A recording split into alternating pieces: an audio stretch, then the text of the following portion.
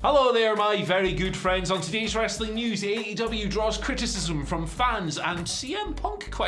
Over controversial new deal. Monday Night Raw draws a record low rating. It's official, Daniel Garcia is AllElite. And a new gimmick for this AEW star. I'm Adam Wilborn. And I'm Andy Murray. And this is the news. Alright, let's kick things off with this Susan G. Komen controversy that kicked off last night.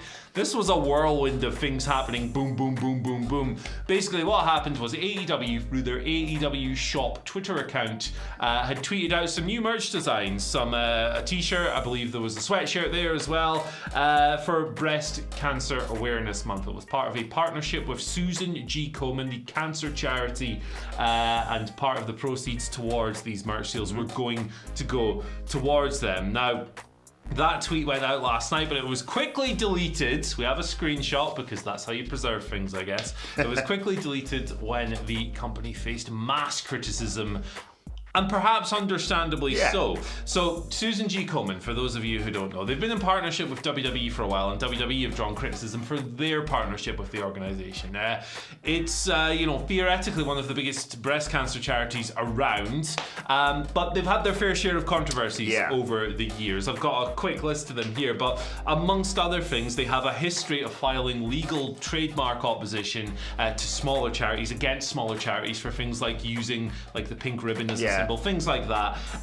They've been criticised for excessive CEO salaries in 2010, 2012. One CEO, Nancy Brinker, earned over $600,000 PA, and that's a non-profit organisation. They've faced allegations of pink washing, which is when you face when your level of publicity is disproportionate to your donations, the amount that's going out in donations and everything else, and also using pink ribbons to promote carcinogenic or potentially carcinogenic products. And on top of that, there's a lot of concern, or there was at one point a lot of concern over where their donations actually go.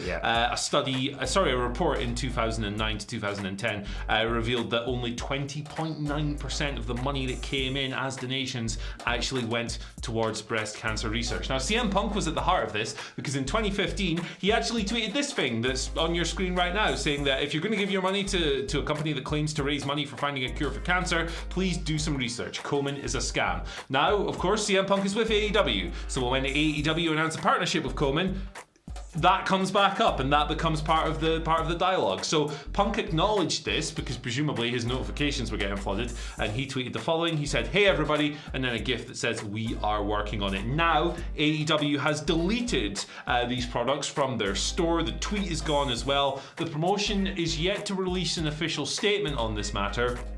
And we should note that Punk wasn't directly addressing this. He wasn't quote tweeting anyone or whatever. He tweeted out this at roughly the same time. So, you kind of put two and two together with all of this.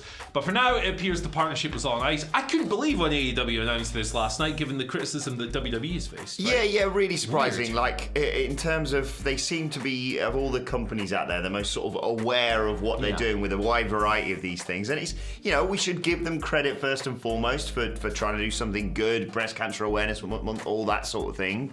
But yeah, it surprises me that no one in AEW prior to this tweet going out stuck their hand up and went, "Really? Yeah. Susan G. Komen? Maybe we should have picked nowhere else charity that we could redirect these funds." It just, like you say, this is an organisation that comes with a lot of baggage, and this shouldn't be a sudden surprise that WWE has been tainted with this accusations with this company for quite some time. Like you say, Punk was one of the leading people in terms of arguing against that company. I'm glad that they've made this change, but it surprised me that it took genuine public backlash for them to actually do this. Yeah, I totally agree, and the backlash wasn't completely earned. It was a move that, like you say, somebody within the company should have gone, maybe we should reconsider this and maybe look at different charities and everything else. We'll see what happens with it. We'll see if there are any official words coming out of the company or whatever else. But for now, it looks like at least the t-shirts are gone. So that's kind of something. Yeah, I think past Punk hit it on the head when he said, if you're going to donate to charity, which is something you absolutely should do, just do your research first, and I'm surprised AEW didn't do that before announcing this deal. Let's move on, though. Let's talk more about ratings. We haven't talked about them for, 24 hours? Let's talk about Monday Night Raw's ratings, because they slumped to their record low rating in the 18 to 49 demo for Raw this week. They did a 0.39, that's the lowest in the show's history. That's around 514,000 viewers watching the show of that demographic. They did actually increase in overall viewership, increasing from 1.582 million to 1.591 million this week. But yeah, record low rating. The previous record low was December 2020 when they drew 530,000 viewers in that demo, 514,000 as I said in the demo for this week. Monday Night Football continually being the scourge of Monday Night Raw, it seems. Yeah, that's the extenuating circumstances, isn't it? The Monday Night Football, which dominated the night, though I believe there was some MLB coverage on Monday night as well on cable. So yeah, I mean that's kind of why Raw's numbers are down a little bit at the moment. There are wider trends, of course, year on year and everything else that we can talk about, but yeah, all-time low for the 18 to 49 demographic, which, as we covered yesterday, is how shows are ranked. It's given the most credence by advertisers and networks and everything else. It's considered the most important metric, not overall viewership. Dynamite this week was down on Saturday, but again, extenuating circumstances. It's on Saturday, but it was up compared to the previous Saturday. So we only talk about ratings on this channel when it's something notable, right? Yeah. Smaller company beats a big company, that's notable. WWE's 13 times the size of AEW.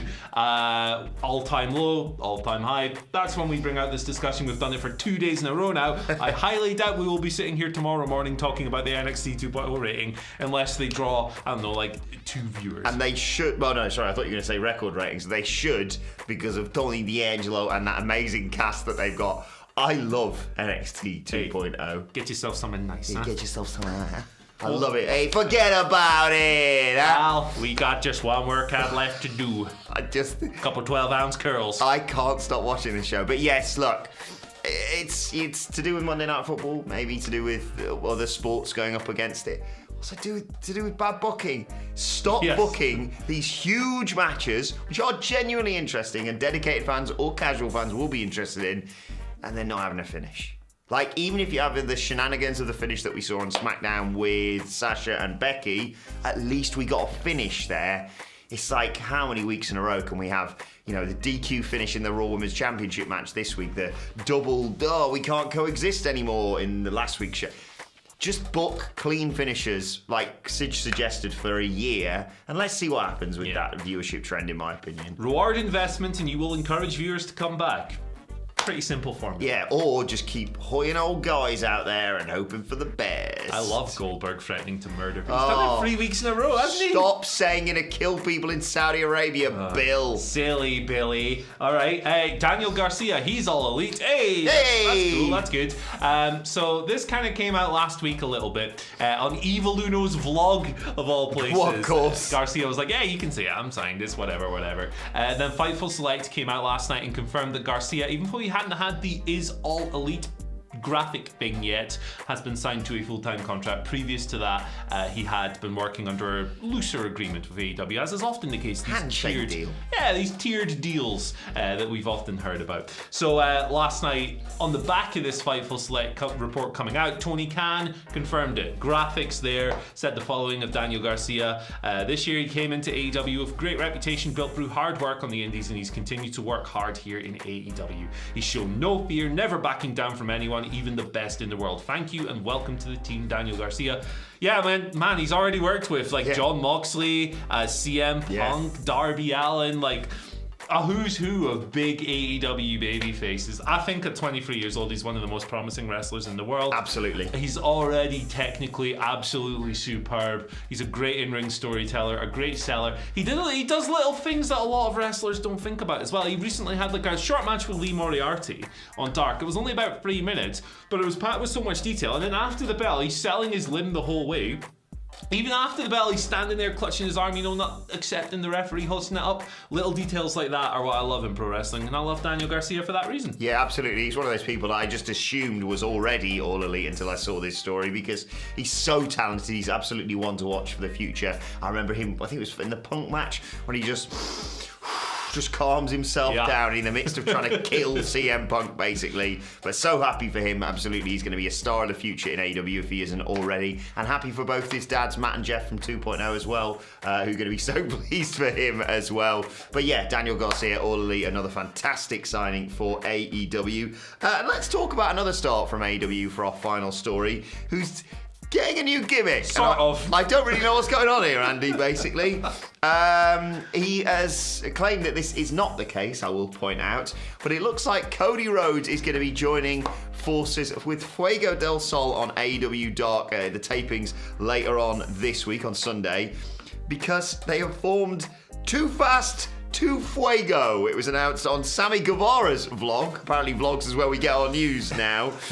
And it's Cody. Yeah, Look at the it's photo. Cody, yes. Not many other people have the word dream tattooed on their chest, despite the fact that Cody tweeted, "I'm not involved with this, but I'm excited to see a fresh team joining the fray." He's got a busy week, Cody, of course. He is going to be facing Malachi Black for the third time on Dynamite this week. I've got an interesting question with him when it comes to the Twitter questions in just a few minutes' time, but have I bumped my head? What's going on here? He's screwing around on Dark, isn't he? He's just having a bit of fun, having a laugh. I love him gimmicking it on Twitter. It's not me, stop tagging me in this stuff, blah, blah, blah. It's fun, it's Dark, it's the YouTube show. It's like the D show at this point.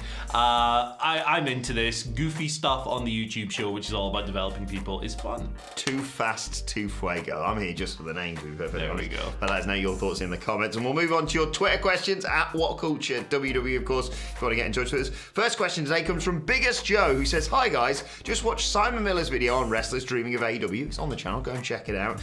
I was just thinking, if all of them do go in the next few years, how long do WWE have with such a depleted roster? With AEW, surely that is the aim for indie stars now and not WWE. It does seem the pendulum swinging." Yeah, it's an interesting. I think if you're an independent wrestler, could talk about this for 20 minutes, even longer. But like, certain wrestlers will always dream of going to WWE because it's the market leader. It's what they watched up. They grew up watching everything else.